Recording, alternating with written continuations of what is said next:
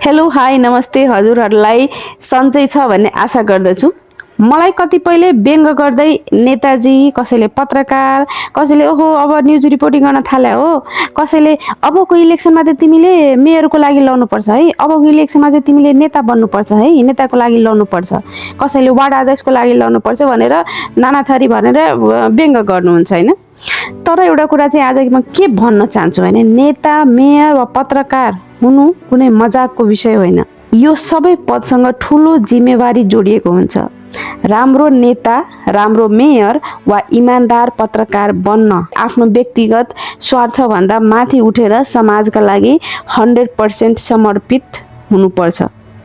समाजमा देखिएको गलत कुरा, फोहोर, अन्याय वा व्यथिति देख्दा त्यसको विरुद्ध आवाज उठाउनु भनेको आफूलाई नेता वा पत्रकार देखाउन खोज्नु भनेको होइन।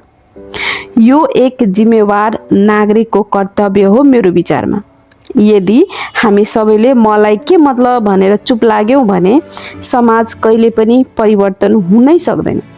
परिवर्तनको सुरुवात एउटा सानो आवाजले पनि हुन सक्छ, जुन म कोसिस गरिरहेको छु र हाम्रो समाजको कतिजनाले कोसिस गर्दै हुनुहुन्छ। आफूलाई सबैलाई त्यही व्यङ्ग्य होइन जान्छ।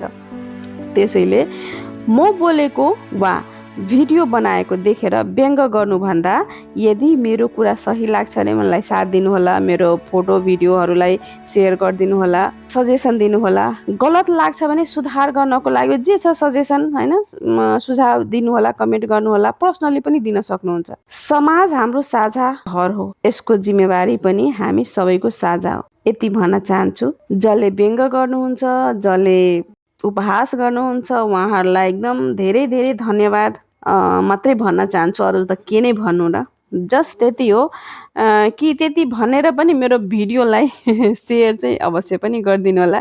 Thank you so much.